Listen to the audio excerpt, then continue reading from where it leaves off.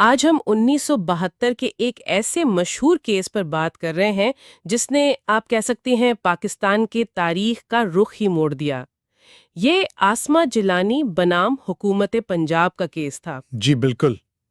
ہمارے پاس اس فیصلے کے کچھ اہم حصے ہیں اور آج کوشش یہ ہے کہ سمجھیں کہ آخر کیسے سپریم کورٹ کے ایک فیصلے نے ایک فوجی آمر کو غاصب قرار دے کر سب کو حیران کر دیا تھا۔ اور اس نے طاقت ہی حق ہے کہ نظریے کو چیلنج کیا۔ ٹھیک ہے، تو اس کہانی کو سمجھنے کے لیے ہمیں تھوڑا پیچھے جانا پڑے گا، ایک اور کیس پر جس کا نام تھا اسٹیٹ بنام ڈوسو۔ اسی فیصلے کو تو آسما جیلانی کیس میں چیلنج کیا گیا تھا، ہے نا؟ بالکل۔ 1958 کا جو ڈوسو کیس تھا وہ ایک بہت بڑا سنگ میل تو تھا، لیکن شاید غلط وجوہات کی بنا پر اچھا، اس فیصلے نے ایک انتہائی متنازع اصول قائم کیا تھا کہ اگر کوئی فوجی بغاوت کامیاب ہو جائے تو وہ خود ایک نیا قانونی نظام بنا دیتی ہے، یعنی کامیابی ہی جواز بن جاتی ہے۔ ایک منٹ، مطلب کیا میں یہ صحیح سمجھ رہی ہوں 1958 میں پاکستان کی سب سے بڑی عدالت یہ کہہ رہی تھی کہ اگر کوئی طاقت کے زور پر حکومت پر قبضہ کر لے تو یہ قانونی ہے؟ جی ہاں، بالکل یہی کہا گیا تھا، اور اس کی بنیاد ایک آسٹریائی قانون دان ہینس کیلسن کے ایک نظریے پر تھی۔ کیلسن؟ جی، کیلسن کا قانونی مثبتریت کا تصور، آسان لفظوں میں کہیں تو قانون وہ ہے جو طاقتور کہے۔ اگر کوئی انقلاب کامیاب ہو جائے تو وہ خود ایک نیا قانون بن جاتا ہے، چاہے وہ اخلاقی طور پر صحیح ہو یا غلط۔ یہ تو بہت ہی عجیب سی منطق ہے۔ بالکل، اور ڈوسوکس نے اسی فلسفے کو بنیاد بنایا تھا۔ تو پھر آسما جیلانی کیس میں ججوں نے اس پورے نظریے کو ہی الٹ دیا۔ یہ تو ایک بہت بڑا قدم تھا۔ آخر اتنی ہمت کہاں سے آئی کہ ایک فوجی حکمران کے اختیار کو چیلنج کر دیا؟ یہی تو اس کیس کا سب سے دلچسپ پہلو ہے۔ عدالت نے کہا کہ ڈوسو کیس میں کیلسن کے نظریے کو مکمل طور پر غلط سمجھا گیا تھا اور غلط استعمال کیا گیا تھا۔ اچھا، وہ قانون کا ایک فلسفہ ہے، کوئی ایسا قانونی اصول نہیں جسے آپ اٹھا کر کسی ملک کے آئین پر لگا دیں۔ عدالت نے بہت واضح طور پر کہا کہ کسی ایک شخص کو یہ اختیار نہیں دیا جا سکتا کہ وہ آئین کو ختم کر دے۔ کیونکہ آئین تو عوام کی مرضی کا اظہار ہوتا ہے۔ بالکل۔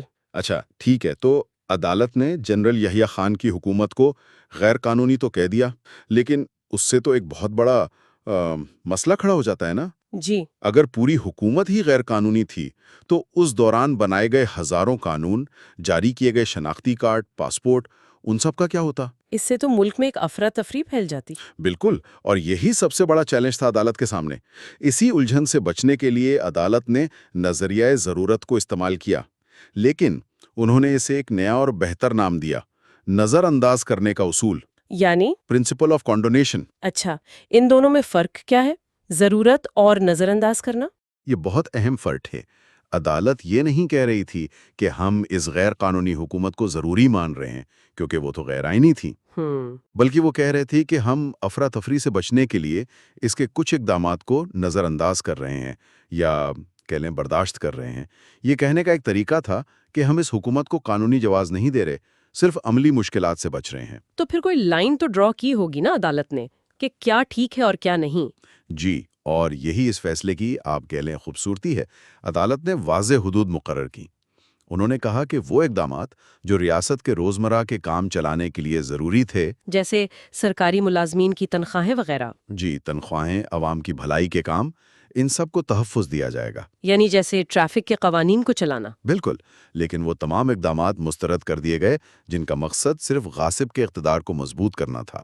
صحیح۔ اور اسی بنیاد پر مارشل لا ریگولیشن نمبر 78 جس کے تحت یہ گرفتاریاں ہوئی تھیں، اسے کالعدم قرار دیا گیا، کیونکہ وہ عوام کی بھلائی کے لیے نہیں بلکہ حکومت کو مزید اختیارات دینے کے لیے بنایا گیا تھا۔